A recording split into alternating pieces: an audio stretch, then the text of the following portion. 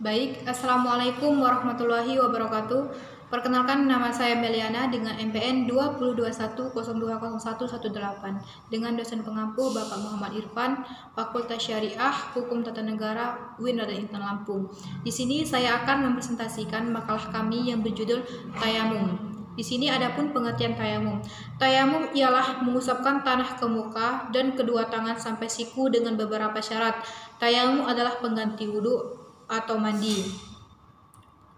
Pertama ini adalah unsur karena sakit, yang kedua karena dalam perjalanan, ketiga karena tidak ada air.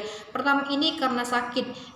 Contohnya, misalkan kita ingin melakukan sholat, tapi kita itu dalam keadaan sakit ataupun sedang dalam keadaan luka-luka, itu disunahkan untuk bertayamum. Yang kedua ini dalam perjalanan. Tak kala kita sedang dalam perjalanan jauh, telah tiba waktu sholat zuhur, itu disunahkan untuk kita bertayamum. Yang ketiga ini karena tidak ada air. Karena tidak ada air ini adalah salah satu syarat untuk kita bertayamum. Misalkan tidak ada air di sekitar kita, di sekeliling kita, kita sudah mencari-cari kemana-mana, tidak ada air pun setetes pun, kita itu bisa juga disunahkan untuk bertayamum. Yang selanjutnya itu adapun syarat tayamum. Yang pertama ini sudah masuk waktu sholat, sudah masuk waktu sholat. Yang kedua ini sudah diusahakan mencari air. Yang ketiga dengan tanah yang suci dan berdebu. Keempat menghilangkan najis. Yang pertama ini sudah masuk waktu sholat. Maksudnya di sini tak kala sudah waktunya tiba sholat zuhur, contohnya kita sudah berkeliling mencari air, tidak ada setetes pun, itu bisa juga kita disunahkan untuk bertayamum. Yang kedua ini sudah diusahakan mencari air tetapi tidak dapat, sedangkan waktu sholat sudah tiba. Maksudnya di sini, tak kala waktu sholat zuhur telah tiba, kita sudah berkeliling mencari air, tidak ada setetes pun, kita disunahkan juga untuk bertayamum. Yang ketiga ini dengan tanah yang suci dan berdebu. Nah, ini adalah salah satu cara bertayamum. Ini menggunakan tanah yang suci dan berdebu. Yang keempat ini menghilangkan najis. Berarti sebelum melakukan tayamum hendaklah ia bersih dari najis. Tak kala kita ingin melakukan tayamum, kita itu harus dalam keadaan bersih dari najis. Selanjutnya itu fardu tayamum. Adapun fardu tayamum ini pertama itu adalah niat. Orang yang akan melakukan tayamum hendaklah berniat karena hendak mengerjakan salat yang sebagainya, bukan semata-mata untuk menghilangkan hadas saja, sebab sifat tayamum tidak dapat menghilangkan hadas, hanya diperbolehkan salat karena darurat. Maksudnya di sini kita melakukan tayamum itu niatkan karena Allah seperti biasa. Kita bukan niatnya semata-mata kita hanya menghilangkan hadas. Kita melakukan tayamum ini diperbolehkan karena dalam keadaan darurat. Contoh, yang pertama itu tidak ada air, mengalami kekeringan dalam perjalanan ataupun yang lain-lain. Yang selanjutnya itu mengusap muka dengan tanah. Contohnya itu kita mengambil tanah yang suci, kita ambil tanah, kita usapkan di wajah kita. Nah, yang selanjutnya itu mengusap kedua tangan sampai siku-siku dengan tanah. Kita ambil tanah tersebut, kita usapkan dari ujung jari kita ini ke siku-siku kita ini. Nah, yang selanjutnya juga itu seperti biasa.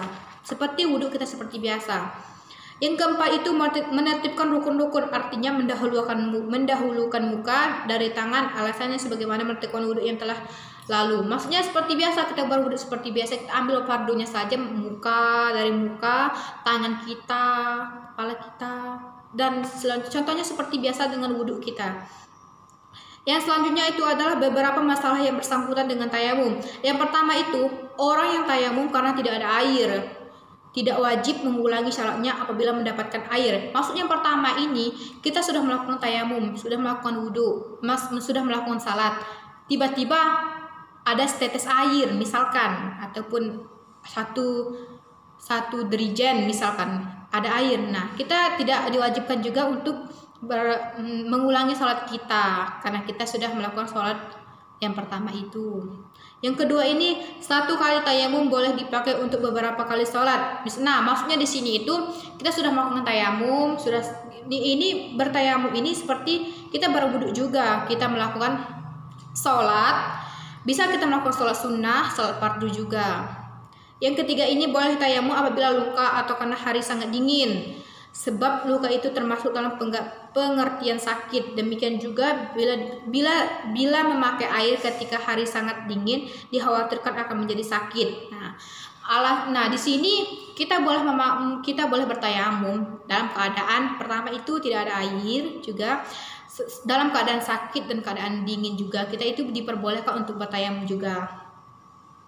Nah, adapun sunnah-sunnah tayamum di sini ada juga pun sunnah tayamum itu yang pertama itu membaca bismillah. Seperti hal biasanya dengan berwudu, membaca bismillah, niatkan karena Allah kita berwudu. Nah, pertama itu membaca bismillah, dalilnya adalah hadis sunnah wudu sebab tayamum merupakan pengganti wudu. Yang kedua ini menghembus tanah dari dua tapak tangan supaya tanah di atas tapak tangan itu menjadi tipis. Misalkan seperti ini, kita ambil tanah, debu itu diginikan, kita usapkan di wajah kita. Yang selanjutnya itu membaca 2 kalimat syahadat sesudah selesai tayamum, sebagaimana sesudah selesai berwudu. Seperti biasa, tak kala kita sudah selesai berwudu, kita membaca doa sesudah wudu. Dan juga sama halnya dengan tayamum ini juga, kalau kita ingin sesudahnya bertayamum kita membacakan 2 kalimat syahadat juga. Selanjutnya itu hal-hal yang membatalkan tayamum. Yang pertama itu tiap-tiap yang membatalkan wudu juga membatalkan tayamum. Sama halnya juga wudu dengan tayamum itu sama saja. Tak kala kita berwudu, misalnya contohnya kita mengeluarkan hal-hal yang membatalkan wudu itu sama halnya dengan kita bertayamum. Misalkan kita mengeluarkan angin, istilahnya kentut, kita melakukan tayamum itu bisa juga dikatakan itu batal. Yang selanjutnya ada air. Apabila seseorang bertayamum karena tidak ada air dan bukan karena sakit atau luka, lalu ia mendapatkan air sebelum ia melaksanakan salat, maka tayamum itu batal. Nah, misalkan seperti ini, kita melakukan tayamum, dan kita sudah melakukan tayamum, tapi kita belum melakukan salat. Itu kita menemukan air, ada air, itu disunahkan tayamum itu dibatalkan dan digantikan dengan wudu. Karena halnya tayamum ini pengganti wudu. Apabila air itu tidak ada, bisa diganti dengan tayamum. Begitu juga sebaliknya, tak kala wudu itu air itu ada, kita tidak diwajibkan untuk bertayamum. Yang selanjutnya adapun kesimpulannya, baik di sini saya akan menyimpulkan bahwa tayamum itu merupakan pengganti dari taharah ketika seseorang tidak dapat mandi atau wudu karena sedang dalam keadaan usyur, baik seperti sedang sakit, sedang dalam perjalanan jauh, ataupun tidak adanya air ketika hendak berwudu atau mandi. Nah, bisa kita simpulkan bahas seperti ini.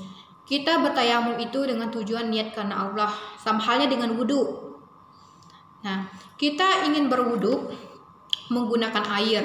Nah, tak kala kita sudah mencari air itu tidak ada, kita disunahkan untuk berwudu. Kita juga disunahkan untuk bertayamum. Karena tayamum ini dapat dapat diistilahkan dengan pengganti wudu.